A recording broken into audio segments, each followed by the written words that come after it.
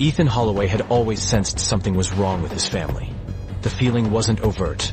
His parents weren't cruel. His childhood hadn't been abusive. But there was an undercurrent of unease that permeated every corner of the house. It was the silence. The way conversations stopped abruptly when he entered a room. The locked doors to certain rooms and the frequent disappearances of family members. His family lived on the outskirts of town, in an old Victorian mansion that stood alone amidst a sea of dense, dark woods. It was a home passed down through generations, and while others in town called it charmingly antique, Ethan had never been able to shake the sense of malevolence that clung to its walls. The air was thick there, heavy, with something unspeakable. And always there was the smell, a faint, metallic tang that never seemed to go away. It started when Ethan was 13, the first time he noticed how his parents would vanish on certain nights without explanation. They always left at dusk, emerging from their room dressed in heavy black coats, their faces devoid of expression. His mother would smile, that eerie, tight-lipped smile that never quite reached her eyes, and whisper, "Stay in your room, Ethan. Don't leave, no matter what." He obeyed at first, but as the months passed, his curiosity gnawed at him, growing more insistent. On the nights they left, he would sit by the window, watching them disappear into the woods, where the thick canopy of trees swallowed them whole.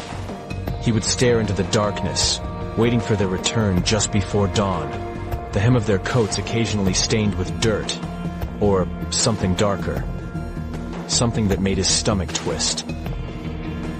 It wasn't until Ethan turned 15 that the truth began to unravel. It was a cold autumn evening, the wind howling through the branches outside, and his parents had left as usual just after sunset. But this time, the smell was stronger than ever, pungent and cloying, seeping through the floorboards, filling his room until he felt as though he would choke. Ethan couldn't take it anymore.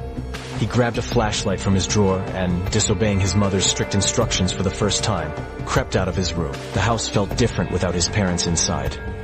Larger, emptier, as if it had been hollowed out.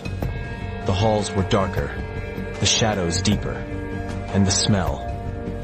He followed it to the cellar door, a place that had always been strictly off-limits. Ethan had tried the door before, always finding it locked.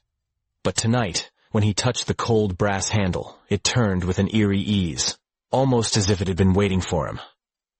The door swung open, revealing a steep stone staircase that spiraled into the earth below. The smell hit him like a physical blow as he descended into the darkness. It was unmistakable now. Blood. His flashlight flickered as he moved deeper into the cellar, casting erratic beams of light over the cold stone walls, slick with moisture. The stairs seemed to go on forever, as if they were leading him somewhere far beneath the house, beneath the world itself. He thought he could hear something faint in the distance. An echo, maybe, or a voice whispering just beyond his range of hearing. At the bottom of the stairs, Ethan found himself in a vast chamber. It was unlike anything he had ever seen. The room was lined with stone altars, each covered with strange dark stains, their surfaces etched with symbols he didn't recognize. Candles burned at the edges of the room, casting an unsettling, flickering light across the space. And in the center of the room was something far worse. Something that made Ethan's blood run cold. A body lay on one of the altars. Ethan's breath caught in his throat. He stumbled back, but his feet felt as if they were rooted to the ground. The body was pale, drained of blood. Around the altar, he noticed something else. Small tokens, trinkets, and objects. A doll's head, a lock of hair, pieces of jewelry, all of them eerily familiar. They were his.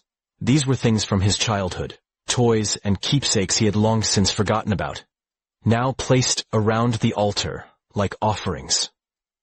His mind reeled, his pulse pounding in his ears. None of this made sense.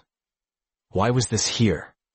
What did it mean? Then he saw it, his family's crest etched into the stone floor beneath the altar. A familiar sigil, a serpent devouring its own tail.